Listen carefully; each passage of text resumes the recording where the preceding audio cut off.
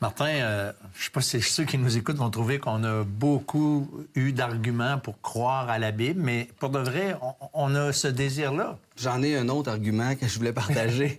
Mais quand on pense à la Bible, je vais te poser 3 questions.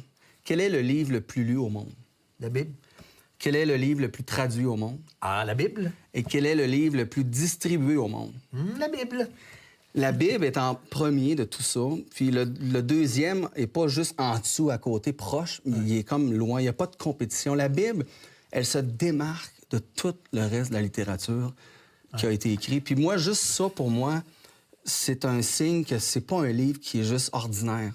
Il y a quelque chose dans ce livre-là. Puis moi, j'encourage les gens à la maison d'ouvrir ce livre puis de le lire. Puis je vous lis un verset en lien justement avec la parole. Psaume 119, verset 105, nous dit « Ta parole est une lampe à mes pieds et une lumière sur mon sentier. » Alors, la parole nous sert de guide. Elle nous sert, en fait, elle nous éclaire pour savoir où aller, quoi faire dans notre vie. Elle répond à tellement, mais tellement de questions. Puis je veux partager aussi le témoignage d'un vieux marin. En fait, on a trouvé une Bible dans la famille où est-ce qu'il y avait un marin qui avait été dans cette famille-là. Et je vous lis ce qui était écrit sur la première page. Bien, ça date de 1791. C'est pas jeune. Sur la première page, on a trouvé cette inscription-là. Cette Bible m'a été donnée par M. Rakes à Hereford en 1791. C'est lui qui écrit de sa propre main. Il va dire « Elle a été ma fidèle compagne durant 53 ans, dont 41 passés en mer. Pendant ces longues années, j'ai assisté à 45 batailles navales, reçu plusieurs blessures, fait naufrage 3 fois. Une fois, notre bateau a pris feu.